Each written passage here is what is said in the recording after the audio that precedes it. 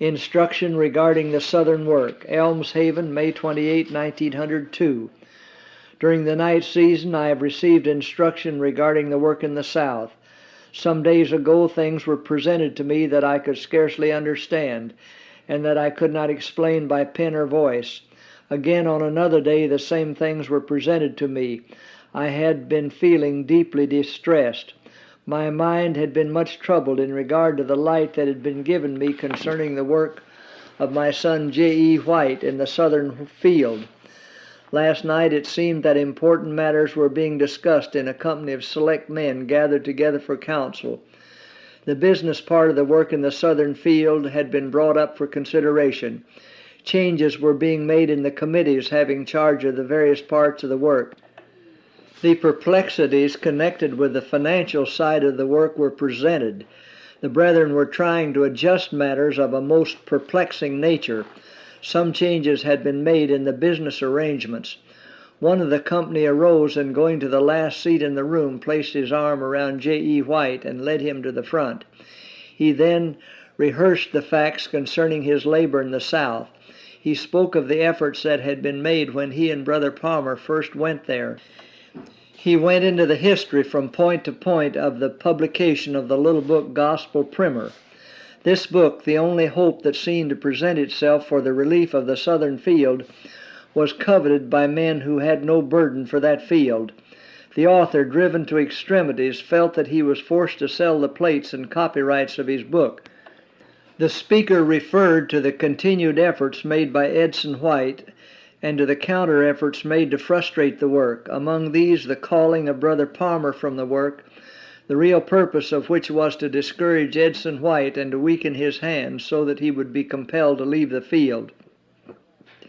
It was a steadfast purpose of Edson White to do a work for the Lord in the Southern field, and from time to time the Lord gave him words of encouragement and put into his mind plans and ways of managing so that he and his fellow workers would not, for lack of means, be forced to leave this, the hardest of all fields. The Lord has looked with sadness upon the most pitiable of sights, the colored race in slavery.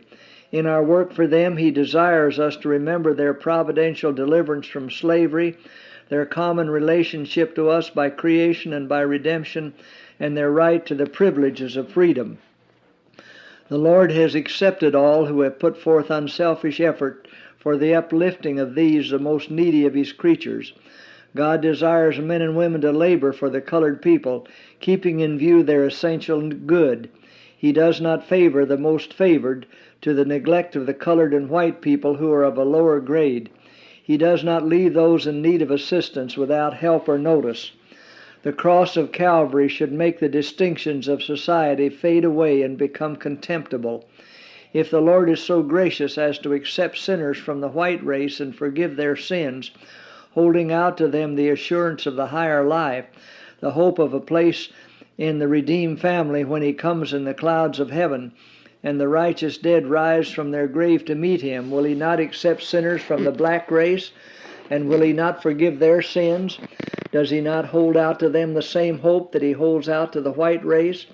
Will He not, if they believe on Him, receive them as His sons and daughters? Will He not raise them from ignorance and degradation by the working out of His plan? Does He not, through the instrumentality of the more favored white race who claim to be the children of the same Father, wish to uplift and ennoble them? All people of whatever nationality are amenable to the same law.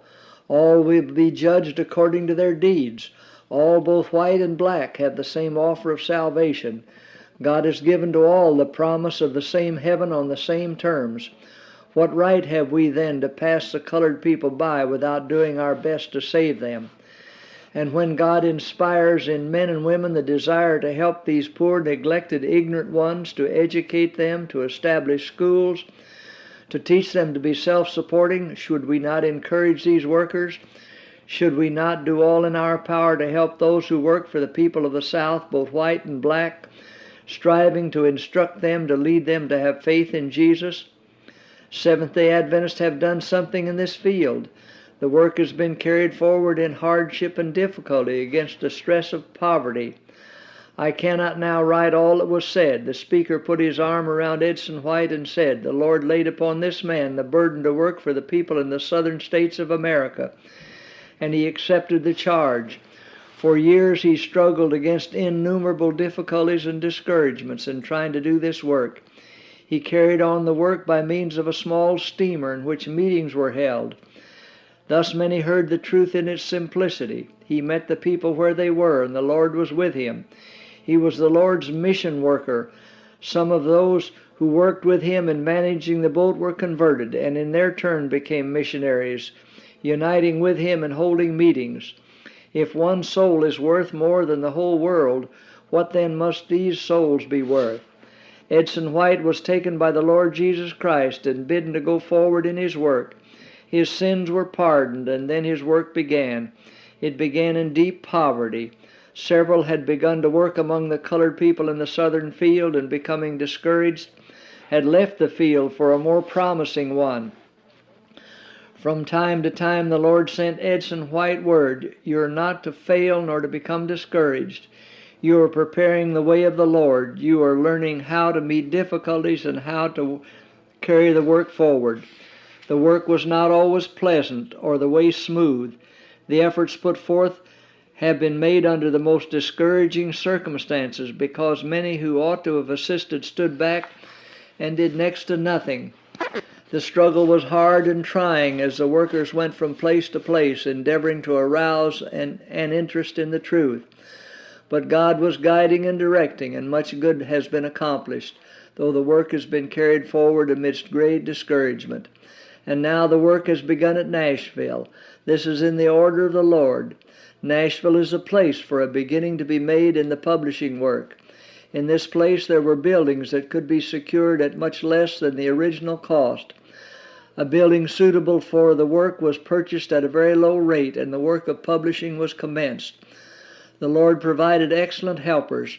Some of these came of their own accord and gave themselves to the work. Who moved them to do this? The Lord Jesus Christ. He inspired them with a desire to engage in the work and prepared them for it. Thus workers have labored with an unflagging determination for the advancement of the work, and the results achieved have been wonderful.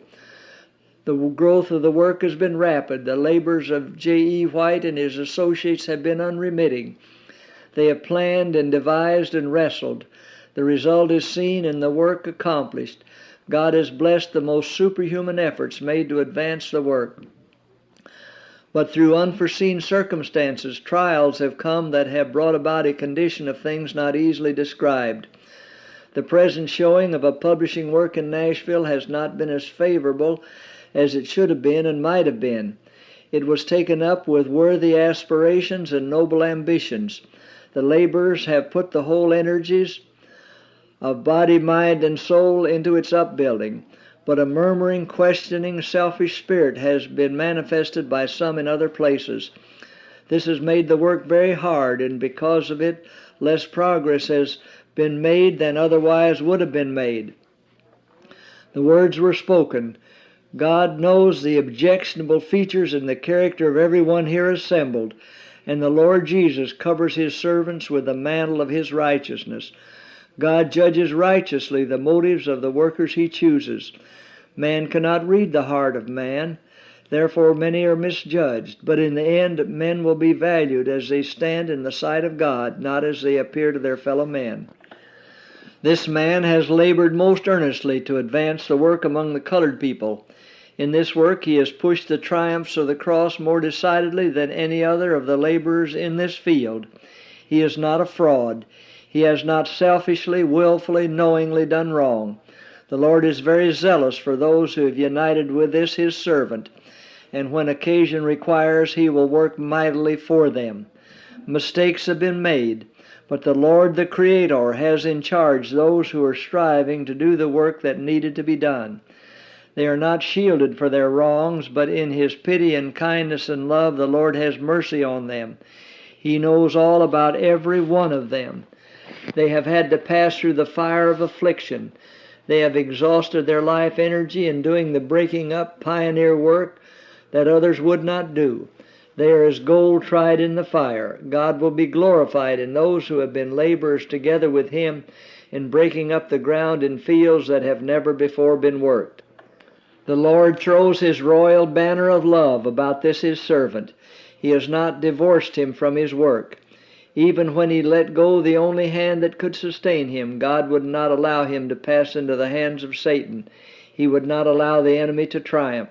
He snatched the brand from the fire, for He would use it as a light to shine amid the moral darkness. This man is a brand years ago plucked from the fire by a miracle of grace. Turning to Edson White, the speaker said, "Stand among your brethren as one who can give counsel and receive counsel. Unite with them in the bonds of Christian fellowship, and by hard labor bind up the work. Thus saith the Lord of hosts, if thou wilt walk in my ways, if thou wilt keep my charge, then thou shalt also judge my house, and thou shalt also keep my courts. And I will give thee places to walk among these that stand by." Signed, Ellen G. White.